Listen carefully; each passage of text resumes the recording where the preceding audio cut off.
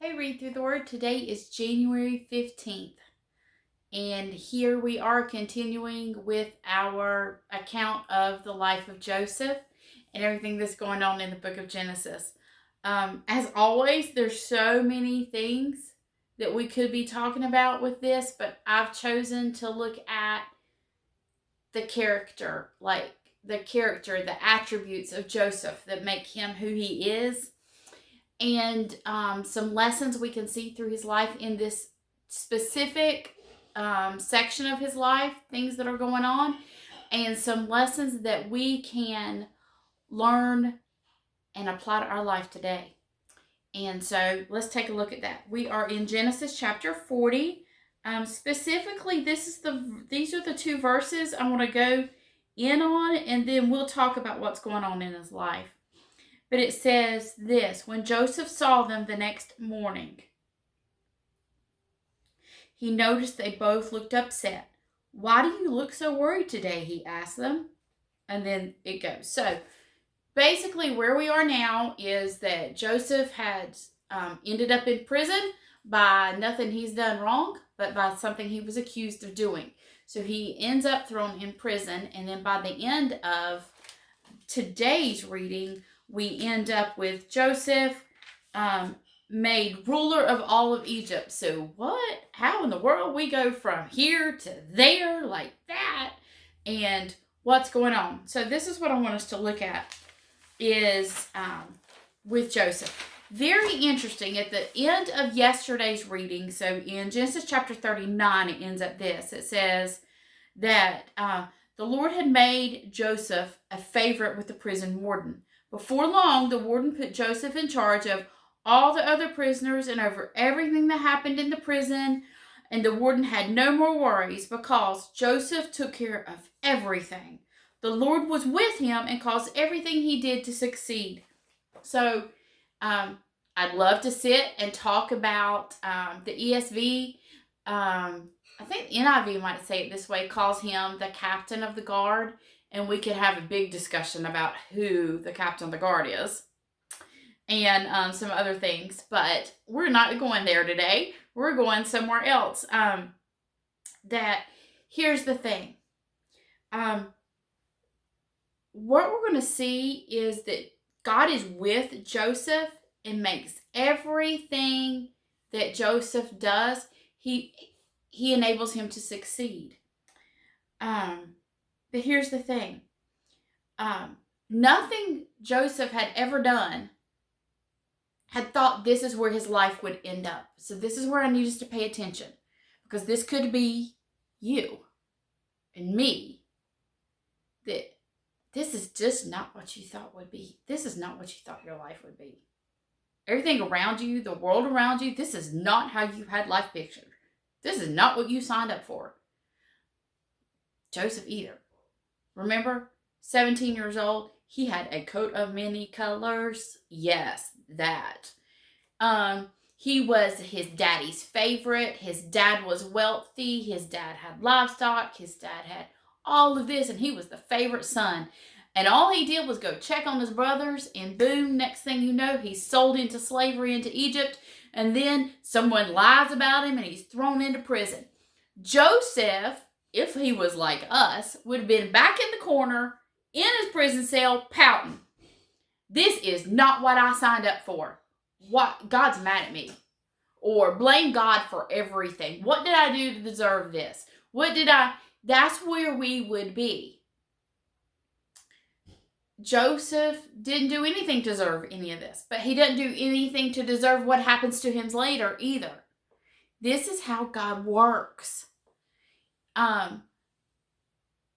It's an amazing lesson for us to see. Joseph, we wouldn't have blamed him if we were watching this on a TV show. We'd be like, yeah, I wouldn't be talking to anybody too. Look what happened to your life. You had everything going for you, and now your life's falling apart. But that's not what Joseph does. Joseph was living with the presence of God with him in the middle of a prison. He had more freedom in that prison than he did living outside of the prison without God. Do we get that? Do we get that? That whatever circumstance we are in, if we are in Christ, we have everything we need. Continue with this. Even so, he could have been sitting having his own little pity party in the corner, but no. Even where he was, he chose to take every opportunity he had to look in the eyes of other people and care more about their hurting, even in the midst of his suffering. He looked at the eyes of these guys in this prison and were like, what's wrong? He asked them, he cared for them. Was everything perfect in Joseph's life? No. But he still used every opportunity he was given to look for a chance for a conversation with every person he came in contact with. Why? Just because he wanted to chat up with everybody? No. Y'all notice I use a lot of slang. Sorry. I teach teenagers, so but I just think, there's nothing wrong with using slang. I use slang because it helps us understand some material. I always call it the Lisa paraphrase of the Bible. Sometimes I think it helps us understand a thing. We tend to take Bible stories and put them up in a high and lofty place without understanding these are real people living real lives just like we are. Just like we are. They're real people, real hurts, real confusion, real fear. And so that's why we have them, is for us to learn from. But Joseph, so he finds out what's going on, and they tell him these dreams they're having. And Joseph has confidence, not, hey, yeah, I can do this, because I've been talking dreams with my brothers. That didn't land me somewhere really great. But I can, no. He says, God can do this. God can do this.